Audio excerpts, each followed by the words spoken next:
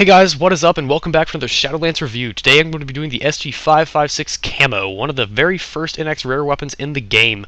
It's, needless to say, not nearly as good as some of the NX standards we have access to today, and it's definitely not on par with the rares and the epics we have seen, but it is still a fun gun to use, very, very low recoil. People typically regard this with a lot of, you can almost say memories, because it's a very, very common gun that you used to see quite a while ago. Very low recoil. It was kind of the M416 CQB NX rare variant back then, because everyone kind of used it for the low recoil. That's why it was popular, and it's just a gun that people from earlier in Combat Arms will remember. One of the very first NX rares. Came out around the same time as the TAR Camo and those kind of guns. TAR 21 Camo and those kind of guns.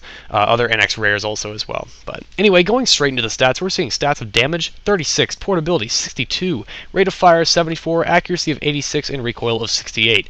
Statistically, it's not a very good gun, and the damage drop-off is better than the SG556 Mark II, but the damage stat is quite a bit lower, so it trades off by a fair amount.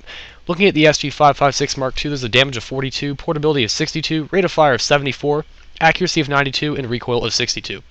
Both guns are fully automatic. Customization includes sight suppressor and magazine on both guns, ammo capacity 30 of 90 on both weapons.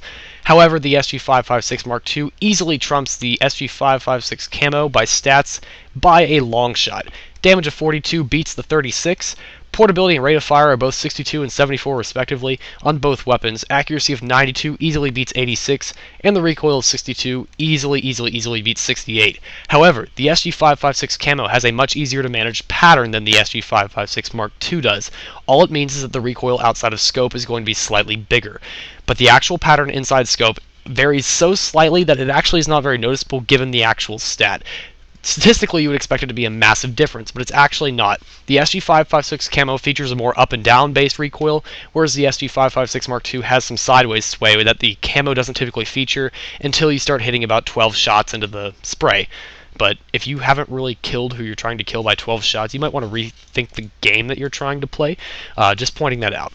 This gun is available from the old SG5N for anyone who remembers that. I haven't seen it in a very long time. I don't think they'll ever bring it back either. Mist N, the Mega Mist Crate, the Transport Locker all featured these, and then as far as the ABC cases, we're seeing the Bravo, the Charlie, the Juliet, the Victor, and the Infinity. All of these featured this weapon, selling for around 2K NX a pop. Usually I wouldn't say this is a weapon you want to particularly go for, since the NX variant, the SG556 Mark II, can be achieved for $25 unless it's on sale for $20. I actually got it when it was on sale for Black Friday. It was on for like $20 or $18 or something like that. Definitely worth it. Honestly, I say the SG556 series easily trumps the M416, especially now that it's been nerfed, but I even thought it was better before it still got, was in the height of its prime, when it had like the no recoil, high damage, all that kind of stuff. I still thought that this gun was better. Although the damage drop-off is not the best on this series, it's actually better on the Camo than it is on the Mark II, like I said earlier, but it's still not that great, just to put it blatantly.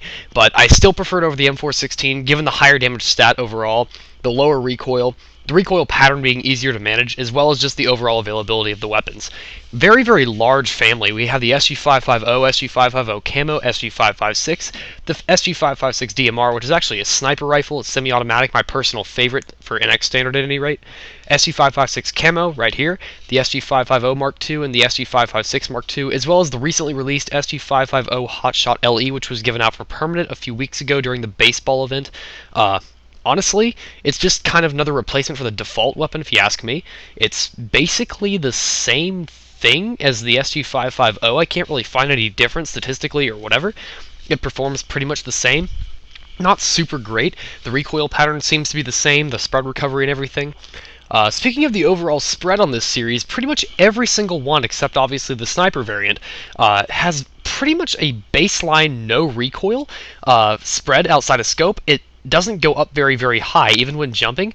Very, very easy to manage. Tap fire. You can basically aim headshots, as I'm proving right here. Very, very simple to do. You're able to easily aim anything you need to do. Doesn't require a whole lot of extra thought going into it, and just in general works very, very well. Not really a whole lot more to say about a weapon like this. It's really up for try. If you just want to try an SG55 variant, the SG550 or SG550 Camo are both excellent ways to try out the weapons. The Mark II of the SG550 is also a pretty close shot to the SG556 Basic, so if you imagine that and then make it much, much better. That's basically the SG556 Mark II. Honestly, I believe it's one weapon everyone should have in their inventory. Excellent weapon to play with. I already have a review out on it if you guys want to go check out the SG556 Mark II. Definitely worth your time. Pretty basic weapon, but that's about all I really have for review today, guys. Thank you for watching. Please check out the Facebook group. Take a look at that hacker in the sky. I got headshotted in the back. That was awesome, and I will see you guys in the next review. Shadolance out.